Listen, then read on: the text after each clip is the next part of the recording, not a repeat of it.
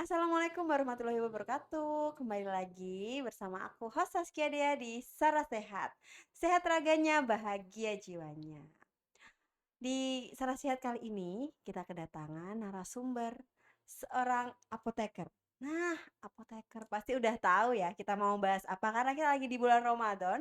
Jadi pasti banyak pertanyaan kan tentang gimana sih penjadwalan minum obatnya, obat apa aja yang membatalkan dan tidak. Jadi langsung aja akan kita tanyakan. Tapi sebelum itu kita mau kenalan dulu. Monggo bisa diperkenalkan dirinya ke pendengar Sarah Sehat. Bismillahirrahmanirrahim. Alhamdulillah. Terima kasih Mbak Saskia sudah memberikan saya kesempatan di sini. Perkenalkan saya Fazanisa Ramadhani. Di sini saya sebagai apoteker. Kebetulan praktisi di apotek. Oke, nah langsung aja nih ya. Panggilnya apa ya? BTW guys, Kak Faza ini adalah temen aku zaman SMA gitu. Jadi kita ketemu lagi setengah sekian lama di Sarah Sehat ini. Semoga bisa memberikan edukasi terbaik untuk ke Amin. teman-teman pendengar semuanya. Oke, Ca. Ini kebetulan bulan Ramadan. Pasti banyak banget yang bingung terkait jadwal minum obat gitu. Sekarang pasti di obat kan kita ada tuh panduannya. Sehari minum berapa kali gitu. Dari apoteker gimana penjadwalan sendiri ketika orang lagi berpuasa untuk minum obat? Baik, sebelumnya itu kita pahami dulu konsep awal terkait dengan pemakaian obat atau eh, waktu minum obat, jadwal minum obat itu secara umum konsepnya itu eh, kita terapi farmakologi menggunakan obat itu berarti untuk meningkatkan efektivitas obat tersebut sehingga tercapai terapinya. Oke. Sehingga eh, untuk minum obatnya sendiri itu harus dengan waktu yang tepat seperti itu. Terkait dengan jadwal yang ketika puasa itu nanti kita sesuaikan ketika makan buka atau ketika sahur. Bisa juga sebelum tidur seperti itu. Oke. Terus nih, kalau biasanya kan kalau obat yang 3 kali sehari gitu ya. Orang-orang kan biasanya kalau aku dulu ya, aku tuh minumnya 3 kali sehari ya pagi, siang, malam gitu. Gimana tuh? Iya, pada umumnya kan orang-orang mengetahui bahwa kalau obat diminum 3 kali sehari itu Iya, lebih mudahnya pagi, siang, heeh, malam betul. seperti itu. Itu kurang tepat. Untuk lebih tepatnya itu kalau 3 kali sehari, eh, di mana kita ketahui dalam 24 jam itu Mm, dibagi dalam 3 waktu. iya, Seperti itu. Jadi setiap 8 8 jam jam. sekali seperti itu. Oke gitu. Berarti kalau kita lagi puasa, terus obatnya nih contoh obat yang minumnya 3 kali sehari itu berarti gimana nih? Kalau ketika kondisi pasien lagi puasa, itu untuk mengkonsumsi obatnya itu tetap 3 kali sehari. Tidak ada pemangkasan, tidak ada diminum secara double. Seperti itu. Jadi untuk waktunya itu bisa diminum ketika yang pertama itu berbuka puasa. Untuk Oke. waktu minum kedua itu sebelum tidur dengan jarak maksimal dengan jarak minimal itu 4 jam dari waktu minum pertama tadi, dan yang terakhir itu bisa diminum waktu sahur. Oke, jadi nggak ada yang berubah dan nggak dirapel juga ya, Iya, nggak di gitu. Walaupun kita lagi double-double. puasa, nggak double obatnya. Oke, nah kalau nih ngomongin puasa juga, jadi apa sih sebenarnya kan banyak nih yang masih bingung mungkin ya. Obat yang membatalkan dan yang tidak nih sebenarnya yang jenis yang apa aja? Baik, kalau tentunya kalau yang membatalkan yang diminum tablet, sirup itu Oke. pasti Oke, membatalkan ya, pasti karena ya. masuk ke lambung seperti itu. Oke. Eee, Kalau untuk yang tidak membatalkan, Mm-mm. itu topikal yang dioleskan di kulit, gel, Oke. salep, pasta, kayak gitu, itu tidak membatalkan. Jadi tetap bisa digunakan terapinya selama pasien tersebut berpuasa. Oke. Untuk yang kedua, itu ada, untuk pasien-pasien asma. Hmm. Biasanya, beliau-beliau dengan penderita asma itu menggunakan inhaler, yang mana yang disemprotkan itu jika tidak menggunakan inhaler tersebut, pasien tersebut akan kambuh seperti itu Mm-mm. Iya. biasanya. Kan itu tetap dibutuhkan. Iya. Bagaimana? Iya. Apakah pasien tersebut tidak boleh puasa? Mm. Tentunya ini merujuk ke agama ya, karena ada Betul. puasa itu Kaitannya kan dengan ibadah ya tadi hubungannya dengan ya. ibadah. Yang setelah saya baca dari panduan beberapa ustadz dan ulama itu, inhaler itu tidak membatalkan puasa karena dari inhaler itu sendiri isinya oksigen dan obat, yang mana obat tersebut itu tidak tidak tertelan di dalam lambung. Jadi, tetap bisa digunakan. Jadi untuk penderita asma tetap diperbolehkan untuk puasa dengan tetap menggunakan inhalernya, Oke, karena kita seperti itu. maunya ibadah juga lancar tapi kesehatan juga terjaga gitu Iya, ya. Jangan sampai bener. apalagi yang punya penyakit tertentu kayak asma contohnya Asma, tadi ya iya, tetap boleh tetap gitu ya. boleh. Terus selain itu tuh kan ada tuh obat yang eh mohon maaf dari rektal atau vaginal. Itu hukumnya gimana? Kalau untuk, obat yang dimasukkan melalui rektal Iya. atau vaginal itu diperbolehkan ketika pasien tersebut berpuasa. Jadi tetap boleh digunakan, karena kan tidak melalui saluran cerna, Oke, seperti berarti itu. cuma Mhm. pure cuma yang masuk ke lambung ya. Iya, Oke. sama infus. Infus yang mana isinya elektrolit, vitamin, makanan itu tidak diperbolehkan. Tetapi kalau, suntik melalui intravena atau sukutan seperti itu, yang isinya itu pure obat, nggak ada isinya makanan, vitamin, seperti itu, diperbolehkan. Oh, berarti nih kayak insulin gimana tuh? Insulin boleh, Oh, insulin boleh berarti. insulin boleh. Oke, berarti orang yang diabetes dia lagi terapi insulin boleh Boleh berpuasa. berpuasa, tetapi, Mm. untuk sarannya, eee, kita kembali lagi ke bagaimana kondisi pasien tersebut. Untuk penggunaan insulin itu apakah aman ketika kondisi pasien berpuasa disuntikan insulin tersebut? Karena insulin kan, mengontrol gula darah Gula ya, darah, takutnya nanti bener. ketika pasien tersebut berpuasa, kita suntikan insulin, Mm-mm. takutnya hipoglikemi, seperti Oke, itu. tentunya tetap dengan lihat kondisi pasien, mungkin Iya, juga ada kolaborasi dengan dokter spesialis penyakit dalam spesialis, juga ya, iya, tetap gitu. dikonsultasikan ke yang terkait, heeh. Oke. Terus ya selama ini ada nggak sih apa namanya saran tertentu nih untuk orang dengan penyakit tertentu akhirnya oh penjadwalan obatnya harus sedemikian rupa. Contoh nih, utiku kebetulan Ca. Utiku ini minum obat rutin setiap harinya karena ada riwayat penyakit jantung. Gitu tuh gimana? Kalau untuk, penyakit-penyakit kronis tertentu, itu pastinya kan, beliau-beliau ini tetap harus mengkonsumsi obat tersebut ya. Betul. Tetapi, untuk, kondisi Ramadan, puasa, beliau juga ingin menerapkan ibadah tersebut. Sehingga, nanti dikonsultasikan, untuk pengaturan jadwal minum obat tersebut. Nanti ada yang harus diminum untuk berbuka, nanti ada yang diminum ketika sahur. Kalau untuk obat hipertensi itu ada beberapa yang diminum untuk berbuka, atau ada beberapa juga yang diminum ketika malam hari ketika waktu tidur.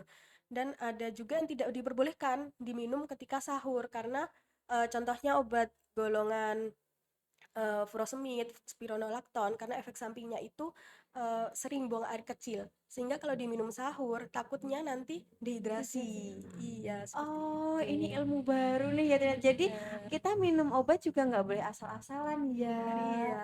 Ada beberapa obat memang yang, menyebabkan dehidrasi, seperti itu. Jadi tidak disarankan memang untuk diminum ketika waktu sahur. Seperti contohnya, obat antiinflamasi, kortikosteroid, kayak gitu, itu tidak disarankan diminum ketika waktu sahur, karena, menyebabkan keringnya, mulut, kerongkongan, seperti itu, sehingga menyebabkan dehidrasi. Obat untuk, mohon maaf, melancarkan buang air besar, Iya. itu juga tidak disarankan untuk mengkonsumsinya waktu sahur, seperti itu. Jika memang harus mengkonsumsi, sebaiknya dikonsumsi ketika waktu berbuka. Oke, jadi kalau ragu terkait konsumsi obat waktunya kapan kita lagi puasa, emang terbaik ya wis tanya aja lah ke Iya, apotekernya yang tahu benar. ilmunya. Tadi aku juga baru tahu loh teman-teman terkait hal itu tadi. Oke. Terus Ca apa sih yang mungkin kesalahan masyarakat yang sering ditemui nih terkait konsumsi obat atau vitamin gitu? Mungkin, kebanyakan ya di masyarakat kita itu masih seringnya mengkonsumsi antibiotik apa-apa, sedikit-sedikit antibiotik. Beli beli di apotek, apa-apa sedikit antibiotik. Bahkan, antibiotik itu sebenarnya belum perlu gitu loh untuk, pasien tersebut, tetapi, sugesti orang itu masing-masing kalau belum dikasih antibiotik, eee, belum belum oke gitu, belum belum cocok gitu. Mhm Mungkin mhm. ya itu PR kita sebagai apoteker untuk Mhm. mengedukasi masyarakat, terkait, bijaknya penggunaan antibiotik sehingga, tidak terjadinya resistensi terkait, mikroba tersebut. Oke, jadi antibiotik itu bukan alat untuk wes sembarang kalir akan sembuh gitu, Iya, bukan ya? kan sekarang, kebanyakan masih apa-apa antibiotik, kalau udah dikasih amoxilin gitu, apa-apa udah Iya iya sembuh iya gitu iya. ya. Tapi sebelumnya, Ca, amoxicillin ini sebenarnya dijual bebas nggak sih? Sebenarnya kalau antibiotik Mhm. itu, tidak dijual bebas, harus, dalam pengawasan dokter maupun apoteker, seperti itu. Oke. Tadi ngomongin antibiotik ya, Ca, aku sejujurnya cukup, apa ya, picky nih soal, terapi obat farmakologi nih. Untuk aku dan untuk anakku juga ya. Apalagi, ada beberapa mungkin ya pasti dengan pertimbangan ya, Ca, dari dokter mungkin yang ya wes, pasti masuk antibiotik antibiotik. Kalau aku pribadi, Ca, aku nih sejauh ini nih kalau bisa, secara alami gitu ya, aku lagi bapil gitu ya, aku tuh nggak buru-buru minum obat gitu. Ini salah nggak sih? Aku nih tanya, anu pribadiku ya guys ya. Salah nggak sih, Ca, kayak aku sih tak alami sih wae, mungkin kayak ya wis aku berjemur, aku apa namanya, konsumsi suplemen aja lah, vitamin D dan lain-lain tetap dilanjut, terus aku juga minum, yang tinggi vitamin C gitu-gitu gimana kalau lagi sakit?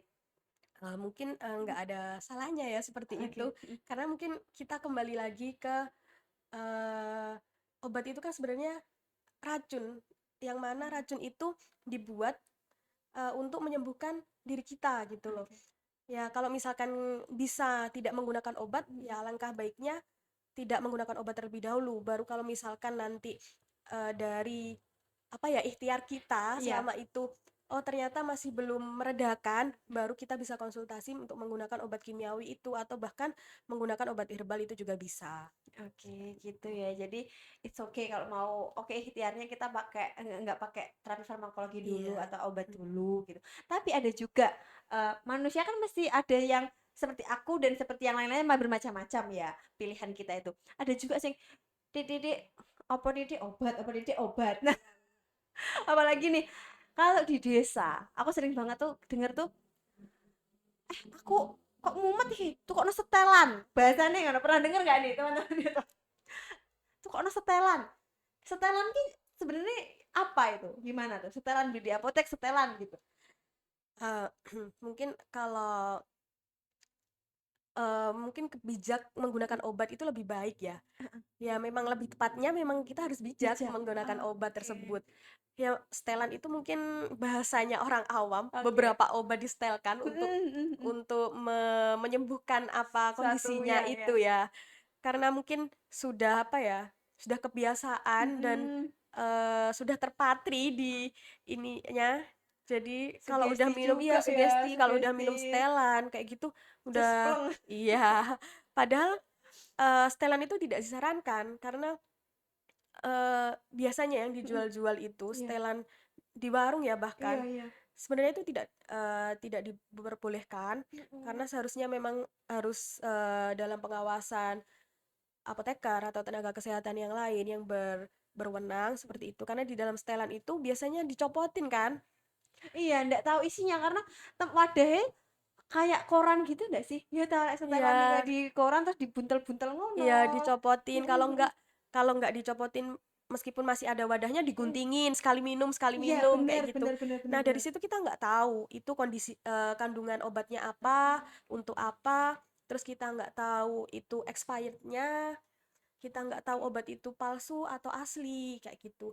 Karena, sebenarnya kita, pasien itu Mhm. bisa cek itu obat itu palsu Iya. atau asli atau sudah BPOM atau belum itu Mhm. bisa dicek di websitenya Klik BPOM. Itu kita nanti Oke. masukkan dari nomor batch atau serinya di obat Mhm. itu di website tersebut itu akan muncul pabriknya mana, produksi kapan, expired seperti itu akan muncul. Oh, oke itu guys ternyata. Jadi ternyata bijak dalam penggunaan obat tuh ya dengan salah satunya caranya itu ya, jangan beli obat yang soalnya setelan tuh kayaknya satu setel itu 5.000 apa berapa gitu ya wis itu gitu ya Iya, dan sekali kita nggak bisa ngecek tuh apalagi expired apa belum nggak bisa expirednya. karena udah batchnya pasti udah kegunting atau bahkan Iya. udah dibuka gitu. Oke, jadi itu tadi sudah terjawab pertanyaan kita terkait bulan puasa, konsumsi obat bagaimana nih. Kalau dari Fazanisa sendiri ada nggak pesan-pesan untuk pendengar di rumah terkait bulan puasa dan konsumsi obat? Mungkin terkait dengan bulan puasa, untuk pasien-pasien yang memang membutuhkan obat, itu bisa dikonsultasikan ke dokter atau ke apoteker untuk agar tetap bisa berpuasa dan bisa mengkonsumsi obat tersebut sehingga efek terapinya bisa tercapai. Kalau untuk pendengar mungkin uh, kan Allah itu Tuhan menciptakan penyakit pasti menciptakan untuk obatnya, entah itu ikhtiar kita dari farmakologi atau terapi non farmakologi, kita tapi kita jangan lupa untuk menyerahkan semuanya, untuk berdoa memohon kesembuhan itu kepada Allah, kepada Tuhan. Jangan hanya menggantungkan kesembuhan itu saja kepada terapi tersebut. Oke, gitu Itu aja. aja Kalau sih. gitu, terima kasih banyak waktu dan ilmunya Fazanisa. Terima kasih juga sudah Iya. diberi kesempatan di sini. Semoga dapat menjadi wawasan untuk masyarakat di Tulungagung dan semua pendengar podcast Sarah Sehat. Kalau gitu, Amin. episode hari ini kita tutup. Uh, Semoga tetap menjalankan ibadah puasa dalam keadaan sehat raganya, bahagia jiwanya. Dan jangan lupa subscribe, like, dan share podcast Sarah Sehat ke teman-teman kalian semua. Wassalamualaikum warahmatullahi wabarakatuh.